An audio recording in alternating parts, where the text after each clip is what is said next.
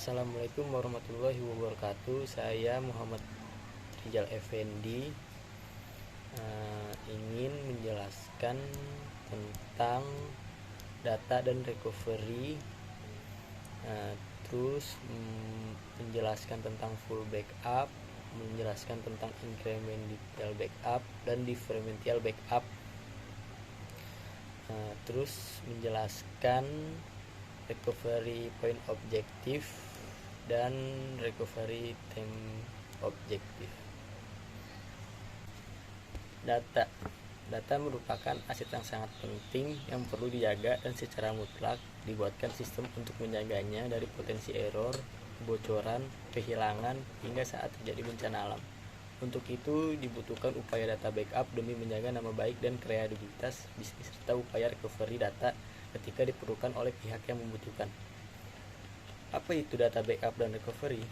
Data backup dan recovery merupakan proses untuk membuat salinan data sebagai upaya mencegah kehilangan dan menyiapkan sistem yang aman sehingga nantinya data bisa kembali dipulihkan. Data backup memerlukan kopi dan pengarsipan data komputer agar dapat diakses jika terjadi kerusakan atau data yang dihapus. Proses backup dilakukan sebelum terjadinya kerusakan atau kehilangan data karena kesalahan manusia atau terjadi bencana.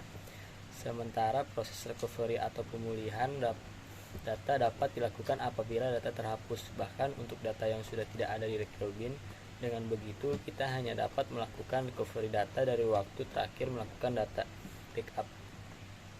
Hanya saja perlu diingat bahwa data backup tidak selalu dapat memulihkan semua data dan pengaturan sistem, misalnya kursor komputer, server, database, atau directory server yang mungkin memerlukan upaya recovery tambahan karena backup dan recovery tidak sepenuhnya mampu mengembalikan ke kondisi semula. Mengapa butuh data backup dan recovery? 1. Semua rentan menjadi sasaran pencurian data, sasaran ancaman pencurian data karena hacker. Yang kedua, kehilangan data karena berbagai alasan. Jadi karena kesalahan manusia atau kerusakan perangkat. Yang ketiga, tidak semua data dapat dikembalikan.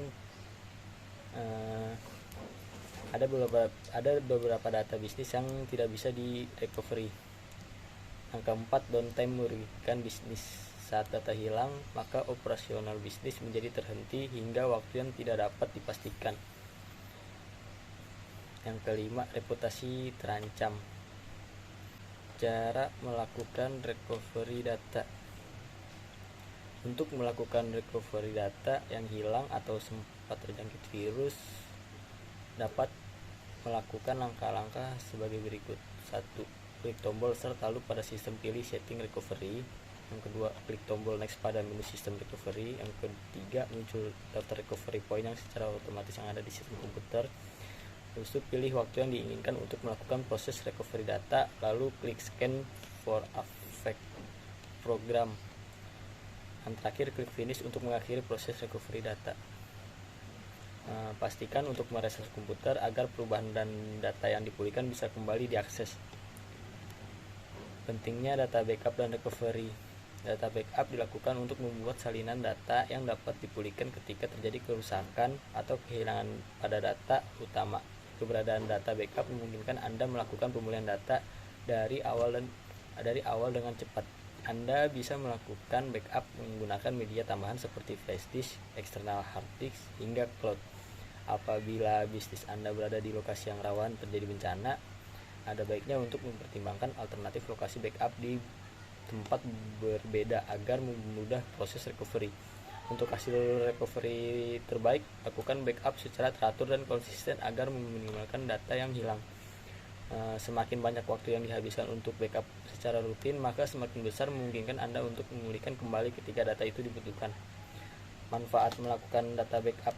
Salah satu manfaat utama bagi bisnis yang rutin melakukan data backup tentu bersiap untuk kemungkinan terburuk agar data penting tidak hilang. Selain itu, ada 3 manfaat utama rutin melakukan data backup. 1. Mudah diakses kembali file saat dibutuhkan. Saat ada data atau file yang dibutuhkan, perlu data dalam hitungan detik untuk mencari kembali data yang sudah di backup, termasuk untuk data yang di backup di cloud bisa lebih mudah diakses salinan dengan cepat melalui koneksi internet. Yang kedua, melindungi perangkat dari kerusakan. Perangkat yang digunakan mulai dari komputer, laptop, hingga perangkat seluler rentan mengalami kerusakan. Baik kerusakan sistem bencana, pengaruh pemadaman listrik, dan kinerja hard disk yang menurun hingga berpotensi hilangnya data penting. 3. Memulihkan sistem operasi yang crash atau salah satu penyebab komputer tidak bisa jadi gagal saat berproses sebagai program dan mengalokasikan memori. Data backup menjadi lebih efisien untuk mengamankan data dari kegagalan sistem operasi. Jenis-jenis data backup. Data backup dapat dilakukan menggunakan hard flash disk atau hard disk eksternal, dan cloud computing untuk mencegah kehilangan data. Selain itu, backup menggunakan cloud memudahkan untuk recovery secara otomatis yang bisa diakses dari laptop, komputer, hingga perangkat seluler. 3 jenis backup yang paling umum dilakukan. Yang pertama, full backup. Full backup membuat salinan untuk semua data yang tersimpan dalam satu set media lain seperti disk, tape, dan CD. Butuh lebih banyak waktu dan ruang penyimpanan untuk melakukan full backup. Keuntungan dari full backup, waktu pemulihan cepat. Kekurangannya membutuhkan penyimpanan paling banyak. Yang kedua, incremental backup. Incremental backup lebih cepat dan lebih sedikit membutuhkan media penyimpanan karena hanya menyimpan salinan data yang mengalami perubahan sejak backup terakhir. Aplikasi backup akan merekam dan melacak waktu dan tanggal semua proses backup yang telah dilakukan sebelumnya. Keuntungan incremental membutuhkan ruang paling sedikit, menggunakan bandwidth jaringan yang relatif kecil, tapi kekurangannya pemulihan yang memakan waktu lebih banyak, pemulihan waktu yang tidak mungkin jika salah satu cadangan tambahan hilang atau rusak. Yang ketiga, differential backup seperti incremental backup. Hanya menyalin semua data yang diubah dari proses pencadangan dari sebelumnya. Bedanya, tiap kali diakses kembali, differential backup akan terus menyalin semua data yang diubah sejak proses backup sebelumnya rampung. Keuntungan differential backup membutuhkan ruang sedikit daripada cadangan penuh. Pemulihan lebih cepat daripada pencadangan tambahan. Kekurangannya menggunakan lebih banyak bandwidth jaringan daripada cadangan tambahan, tetapi kurang dari cadangan penuh.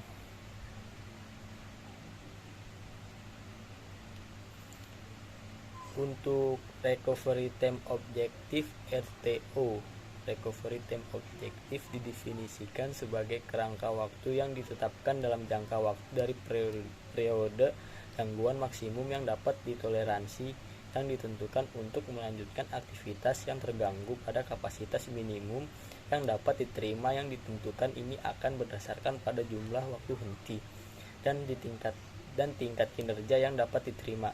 RTO juga dikenal sebagai kerangka waktu target yang bertujuan untuk melakukan operasi bisnis normal jika terjadi bencana. Singkatnya, ini adalah jumlah waktu henti yang dapat ditoleransi oleh bisnis sebelum sistem pulih.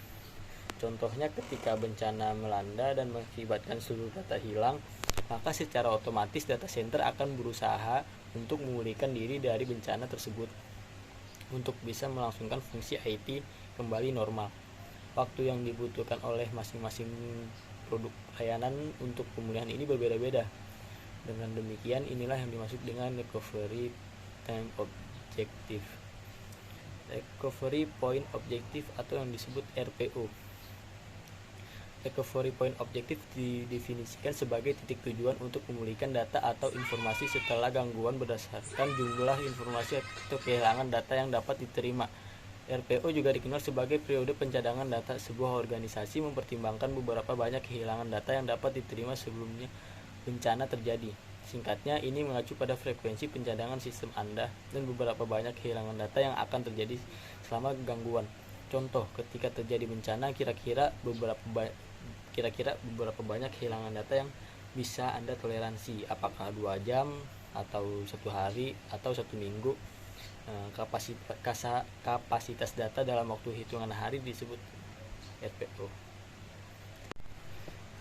Sekian dari paparan dari saya untuk menjelaskan data backup dan recovery, terus menjelaskan full backup, incremental backup, different backup, dan menjelaskan secara rinci untuk RPO, recovery point object, dan recovery time objective atau yang disebut dengan RTO.